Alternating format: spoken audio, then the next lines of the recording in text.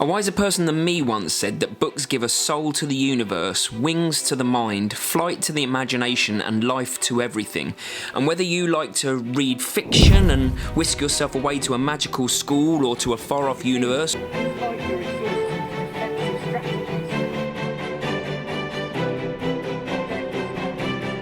or, to Middle-earth for a punch-up,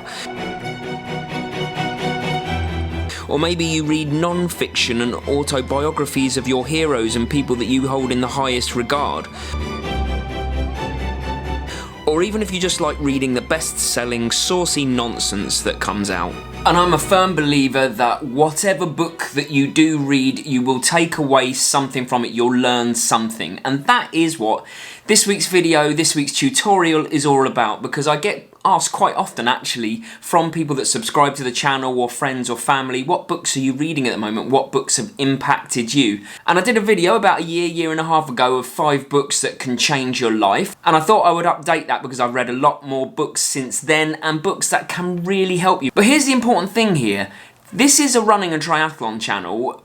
The books that I'm about to recommend you, actually almost none of them are even to do with exercise. But if you stick with it, stick with the review, what I'm going to do is tell you how those books impacted my running, even though their books themselves are not about running, because each and every one of them helped my mindset in some way or helped my running in some way. And what I'm going to do is link it back to that, so stick around. Also, I'm going to give myself a challenge.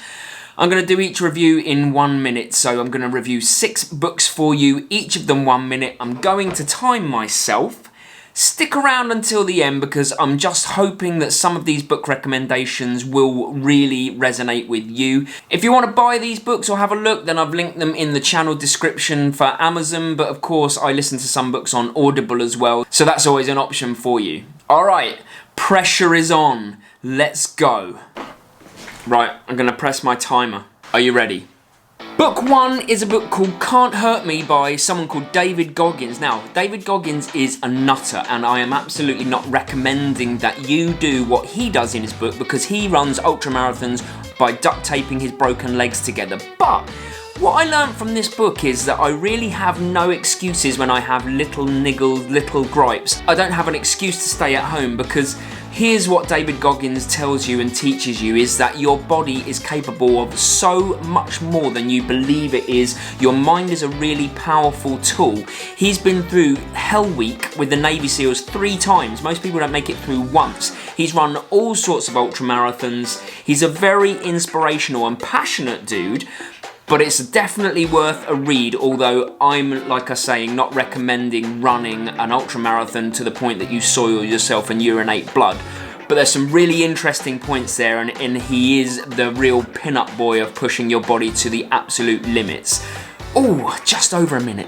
Book 2 is called How Bad Do You Want It by a guy called Matt Fitzgerald. Now, his book is very much about the psychology as well behind not just running but triathlon, cycling, so he gives you real-world examples of athletes like Cadel Evans, who won the Tour de France, Siri Lindley, who was Ironman world champion, and a number of other really high-quality athletes, and how they have taught themselves to push beyond what they ever believed was possible before.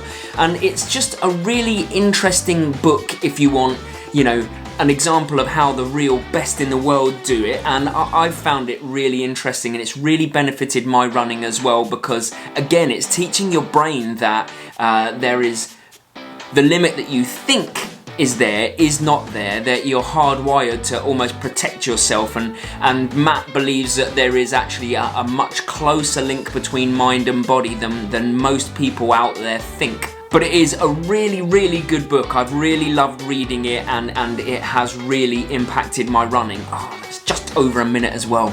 By the way, I'm doing these reviews from the heart. I don't have any note. I thought it would feel more genuine if I just tried to empty my brain of what I learned from those books without kind of refreshing my memory, if that makes sense, because I think then the real truth of it comes out, then the real what I remember first and foremost comes out of the book. So hopefully I am rambling, but it is helping. Now, book 3 is actually a business book, but don't treat it like a business book because this author is a phenomenally talented writer, and although he writes about business, so in The Infinite Game he talks about how companies can play with the finite mindset and infinite games, so they want to win business, which is of course not something that you can do long term. You can make money or lose money, but you can't win business, and some people approach business with a finite mindset. Like, a finite mindset would be playing a sports match because there is an end, but there is of course no end to, in my opinion, there's no end to your relationship with running, there's no end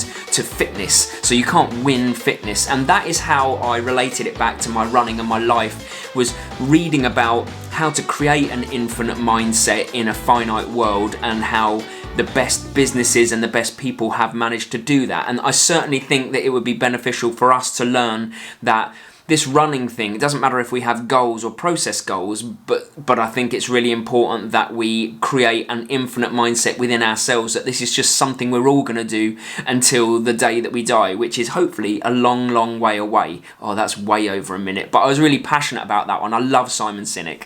The 4th book is a really interesting book, and again, it's not about running, but it is something that can definitely benefit your running and your life, and it's a book called Why We Sleep by Matthew Walker. Now, Matthew Walker is a sleep expert. He's dedicated his life to studying what happens when we do sleep enough and when we don't sleep enough, and what the opinion of lack of sleep has led to in our culture, because it has been for a long time now that some people seem to think that they can function on 4 or 6 hours, and they seem to think that that makes them far more productive or a better person.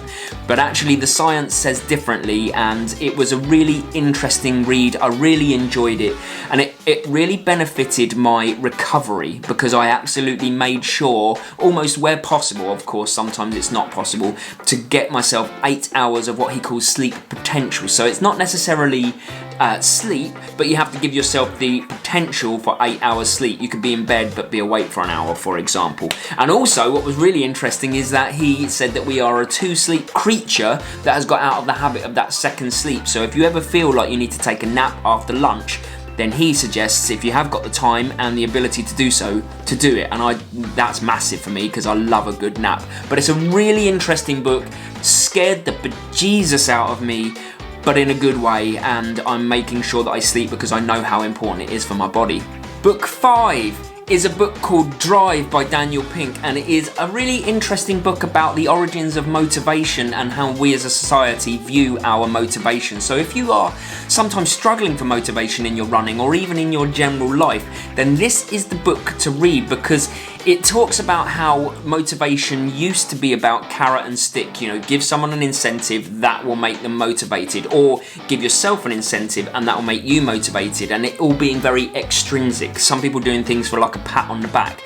He suggests that motivation, real motivation, comes from when you mix 3 things: have a purpose, mastery, and autonomy, as in you are in control of that thing. So if you want to be motivated, then you've got to find yourself a purpose, but you've also got to find something that challenges you, that pushes you to want to be better, so the search for mastery, but also you've got to own it. So it's no good anymore someone telling you or someone trying to motivate you externally. You've got to find your own autonomy. You've got to be in control of that. It's a really good book, and it can really translate, although it's not about running, it can really translate into the exercise realm. Good one, read it. That's still over a minute.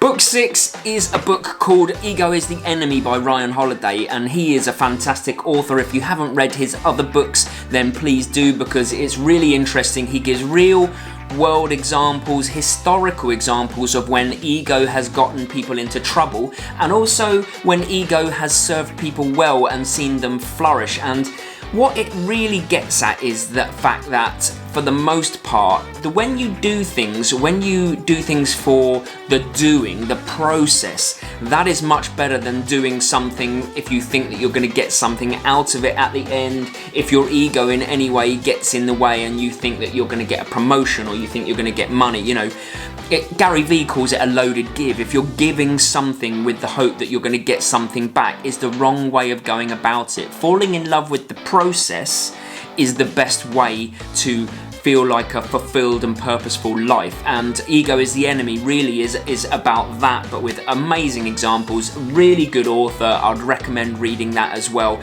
And it can really help with your running. It helped with my running because it helped take the ego out of my running. Because when you go out, you want to run harder than you probably should for the most part when you're doing base training, and training the ego is as important as training the body. Whew!